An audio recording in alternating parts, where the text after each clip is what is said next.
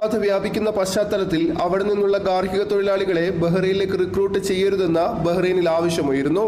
ഈ വിഷയത്തിൽ അടിയന്തര പ്രമേയം അവതരിപ്പിക്കാൻ ഒരുങ്ങുകയാണ് ബഹ്റൈനിലെ എംപിമാർ. ലോകാരോഗ്യ സംഘടനയുടെ റിപ്പോർട്ട് പ്രകാരം ഏഷ്യയിൽ ഏറ്റവും വേഗത്തിൽ HIV കേസുകൾ റിപ്പോർട്ട് ചെയ്യുന്ന രാജ്യമാണ് ഫിലിപ്പീൻസ്.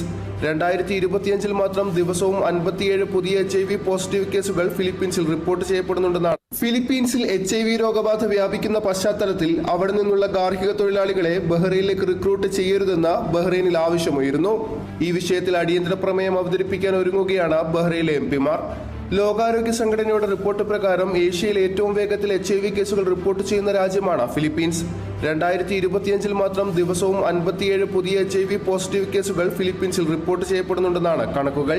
2024 ഏകദേശം 30,000-നടുത്ത് HIV പോസിറ്റീവ് കേസുകളും ഫിലിപ്പീൻസിൽ റിപ്പോർട്ട് ചെയ്തിരുന്നു.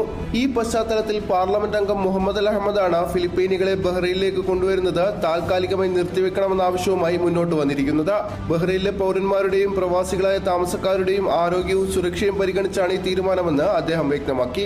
ഫിലിപ്പീൻസിലെ ആരോഗ്യസ്ഥിതി മെച്ചപ്പെടുകയും രോഗവ്യാപനം നിയന്ത്രണ വിധേയമായെന്ന് ഉറപ്പാക്കുകയും ചെയ്യുന്നതുവരെ ഈ താൽക്കാലിക വിലക്ക് തുടരണമെന്നും മുഹമ്മദ് അൽ അഹമ്മദ് ആവശ്യപ്പെട്ടു.